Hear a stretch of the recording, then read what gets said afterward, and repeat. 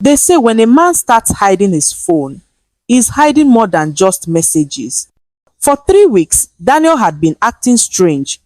He stopped eating with me. He smiled less. He started bathing twice before going out.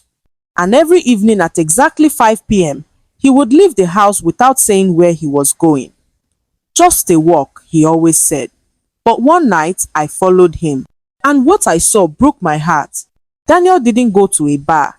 He didn't go to church. He didn't go to see a friend. He walked far, past the busy market, across the railway tracks, and down to an old bridge where mad people slept. There, under the cold night sky, he stopped. And then I saw her.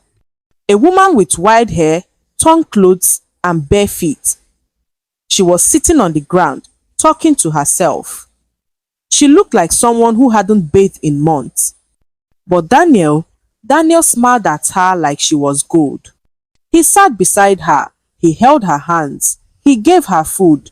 Then he laughed when she called him my king, and he called her my queen. My mouth went dry. My heart beat fast. I couldn't believe what I was seeing. My husband, my Daniel, was in love with a mad woman. I didn't cry that night. I just stood there in the dark, frozen like a statue, watching my marriage crumble like dry bread in the rain. The next morning, I served Daniel his breakfast like nothing happened. I placed the plate on the table and smiled. But inside, my chest felt heavy, like someone had placed a stone in my heart. He looked up and said, "Thank you, Amaka." Like he was still my husband. Like he hadn't spent the night feeding a mad woman under the bridge. I wanted to scream. Instead, I asked him gently, "Where did you go last night?" He paused, just for a second. Then he said, "I told you, I took a walk." I looked straight into his eyes. "Did you walk to the old bridge again?" His spoon froze in mid-air. "What are you talking about?" I didn't answer. I just watched him. Watched how his lips trembled, how his eyes refused to meet mine. Then he said, "Amaka, don't start. I don't know what you're imagining." Imagining? He looked me in the eye and lied to my face. I wanted to grab the plate and smash it. I wanted to cry, to shout, to tell him I saw everything. But something in me said, wait, I needed to know more. I needed to understand why my husband, an educated, respected man, was in love with a woman who wore dirt as perfume. So I smiled again. "Okay," I said, "enjoy your food." And as he ate in silence, I made up my mind. Tomorrow I would go and talk to her myself. The mad woman under the bridge. The next evening, I wore plain clothes and wrapped my head with a scarf. I didn't want anyone to recognize me. I walked fast, holding my breath with every step. My heart beat louder as I reached the railway tracks. There was the bridge. There was the smell, like burnt wood and old socks. And there she was, sitting in the same spot with her back against the wall. She was rocking back and forth, humming a tune that had no words. Her hair looked like it hadn't been combed in 10 years. Her dress was torn in so many places I couldn't count. But her eyes were calm. I stood a few steps away, unsure how to speak. My voice felt stuck in my throat. Then, suddenly, she turned her head slowly and looked at me. "You are his wife," she said softly. I froze. "What did you say?" I asked. She smiled, showing teeth stained with dirt. "You're Amaka, Daniel's wife." My legs felt weak. My ears rang. How did she know my name? "Do you know me?" I asked again. She giggled like a child. "He talks about you. He says your heart is soft, like pap. But he also says your love is full of noise." I didn't know whether to cry or run. I just stood there, shaking. This mad woman knew me, and she knew my husband. But what scared me the most was how calm she looked, like she wasn't mad at all. I sat down slowly on a broken stone near her. My hands trembled, but I needed answers. This woman, this mad woman, knew my name. She knew Daniel, And she spoke clearly, with no madness in her voice. "What's your name?" I asked. She looked up at the sky. "Names come and go," she said. "But once I was called Ifunanya." Ifunanya. It was a beautiful name. It meant love. I didn't speak. I just listened. She continued, "I used to wear perfume and silk blouses. I used to laugh. I used to dream." Her voice was far away, like she was telling a story from another life. "And then?" I asked gently. She looked at me again. "Then Daniel left." My breath caught in my throat. "What did you say?" She smiled sadly.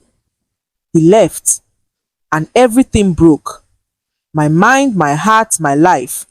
I stared at her, shocked. "You knew him before?" She nodded. "We were in love, deep love, until his parents said I wasn't good enough. They said I was too poor. So he walked away and married you." Her voice didn't shake. Mine did. "You're lying." I whispered. "I'm not," she said calmly. "You're not the first woman Daniel called his queen. You're just the one with the ring." I stood up, my knees weak. Was my marriage built on a lie? Was my husband's heart still stuck in the past? I walked away slowly, but her voice followed me. "Ask him about Oweri. He will tell you the truth." That night, I couldn't sleep. I lay beside Daniel, listening to his soft snores, wondering how a man could rest so peacefully with such heavy secrets. I turned my back to him, staring at the wall, replaying Ifunanya's words. "Ask him about Oweri." At breakfast the next morning, I stirred my tea slowly. Daniel scrolled through his phone like nothing was wrong. "Daniel," I said, "do you know anyone named Ifunanya?" The spoon in his hand paused mid-air. Then, slowly, he looked up. His eyes met mine. He didn't speak. "I met her," I added. "Under the bridge. She told me to ask you about Oweri." He dropped the spoon. It clattered loudly on the plate. "I don't want to talk about that," he said quickly. "Why not?" He stood up. "Because it's the past, Amaka, and the past should stay buried." I stood too. "Buried under lies?" He sighed, rubbing his forehead. "I was young. We were both young. We were in love, but my parents didn't approve. They wanted me to marry someone better, someone from a good family." He looked at me, pain in his eyes. "So I left her. I thought I would forget. But when I saw her again, like that, I couldn't walk away." "So you chose her over your marriage?" I asked. He whispered, "I don't know what I chose. I just know I feel guilty every time I see her." I stared at him in silence. He had buried Ifunanya, but not deep enough. 2 days passed. Daniel and I barely spoke. He moved around the house like a ghost, while I carried the weight of 1,000 questions. I needed to see her again, so I returned to the bridge. Ifunanya was sitting in the same spot, her legs crossed like a little girl waiting for story time. Her dress was still torn, but her eyes were sharp, too sharp for someone called mad. "You came back," she said, smiling. "I need answers," I said. "Did he really love you?" She nodded. "We used to sit under mango trees and talk about the future. He said he wanted a house with blue windows and a garden full of hibiscus. He said he would name our first daughter Ada." Tears burned my eyes. That's what Daniel had told me too, about the blue windows. And Ada was the name we agreed to give our unborn daughter before the miscarriage. How could she know? "He told me everything before he forgot me," Ifunanya said. "But I didn't forget." She tapped her temple. "The mind breaks, but memories stay." I knelt beside her. "Why are you here? Why didn't you move on?" She smiled sadly. "Because I waited. I waited for him to come back. Every evening I dress up with what I have and sit here. He always comes. He feeds me, talks to me like old times." My chest tightened. Daniel hadn't just found her by chance. He had been searching for her. I went back home with so many questions but no peace. I sat in the kitchen peeling yam with shaky hands, trying to act normal, but nothing felt normal anymore. Daniel came home late that night. I didn't ask where he had been. I already knew. The next evening I followed him again, this time from a distance. My scarf covered my head and I walked carefully behind him through the narrow path. When he got to the bridge, I hid behind a wall and then, like before, I watched. He took out a flask from his bag and opened it. He had cooked something for her. Ifunanya clapped like a child, excited. "You brought egusi today," she said with a wide smile. Daniel laughed. "Of course. You used to say my egusi was better than yours." She giggled. "You still remember?" They sat on the ground, eating from the same bowl, like two lovers under the stars. He wiped her mouth gently with a tissue. My chest ached. He had never done that for me. Then Ifunanya said something that froze my blood. "Do you think your wife knows?" Daniel looked away. "She doesn't need to know," he whispered. I closed my eyes, but the pain didn't go away. They weren't just memories to him. They were still living something real. And I was on the outside looking in, like the second wife to a marriage that never ended. I told my mother everything. From the bridge to Ifunanya to Daniel's lies. She didn't look shocked. "Men carry their past like shadows," she said, "but a wise woman knows when to stay and when to walk away." I asked her, what if he loves her more than he loves me? She looked at me gently. "Then you must love yourself more than you love him." Her words stayed with me. But I still wasn't ready to leave. Not yet. I traveled to Owerri alone. I needed to know if Ifunanya's story was true. I found her old compound. An elderly man there said, "Ah, Ifunanya, sweet girl, that boy Daniel broke her. She went mad waiting for him." I sat on a bench and cried. Everything she said was true. My husband destroyed her, and he never told me. That night, I waited for Daniel to come home. He walked in, tired and quiet. "Daniel," I said, "I went to Owerri." He looked up slowly, his face turned pale. "You lied to me for years," I said. "You fed me with empty stories while your heart belonged to someone else." "I didn't plan for this," he whispered. "I just couldn't leave her like that." I stood up. "But you could leave me in this silence, in this lie?" He said nothing. Daniel asked me to come with him. "I want you to see something," he said. We went to a small, quiet apartment on the edge of town. Inside was a room. Clean, soft mattress, new clothes, even perfume. "I rented it for her," he said. "I want to help her get better." My eyes filled with tears. "Are you doing this for her healing or for your guilt?" He had no answer. I sat with Ifunanya one more time.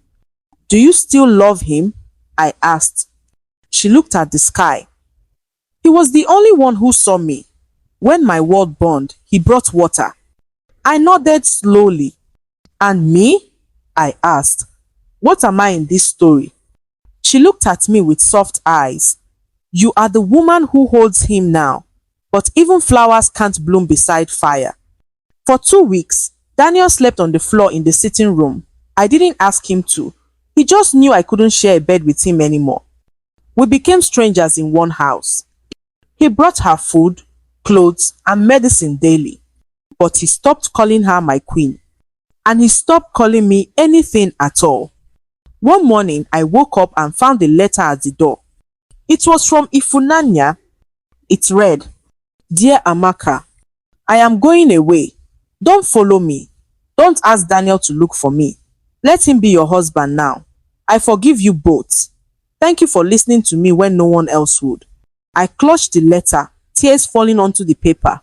She was gone. When Daniel found out she was gone, he cried like a child. I had never seen him cry before. He punched the wall, screamed her name, but Ifunanya was gone. and she took a piece of him with her. I sat beside him. I didn't touch him. I just watched. This was grief, deep grief, and I couldn't fix it. We went for counseling. Daniel opened up. He said he loved me, but he also said he never truly healed from losing Ifunanya the first time. I said I loved him too, but I also said I couldn't stay married to a man who still lived in yesterday. The counselor said healing would take time, but time doesn't always promise love. One morning, I made breakfast again, just like the old days.